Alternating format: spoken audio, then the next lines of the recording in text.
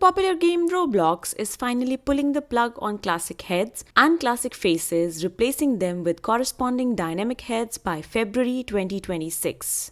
So what's the reason behind the move? Roblox says classic heads and faces do not meet the updated marketplace policy for avatar heads, which requires that all heads allow users to express themselves through animation. Static 2D faces do not support the cage regions or animation requirements that dynamic heads do, so Roblox is finishing what it started years ago. The game is not attempting this transition for the first time. The company paused its dynamic heads rollout after massive pushback from the community and spent months addressing the concerns. They claim to have fixed performance issues, enabled head shape swapping, matched the original aesthetic of classic heads and faces, tuned the mood animations so eyes don't blink weirdly, and ensured limited heads get migrated properly.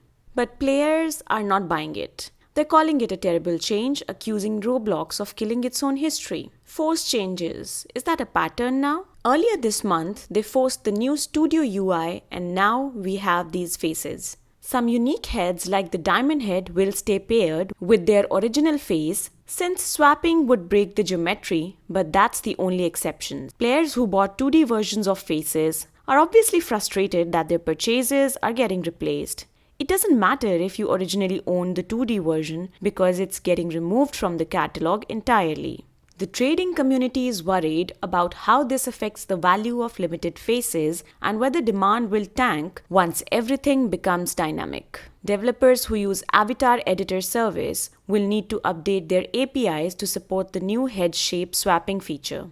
Classic head and face assets will automatically convert to matching dynamic heads when players use Avatar Editor service functions. All in all, the change has not received a warm welcome by the players.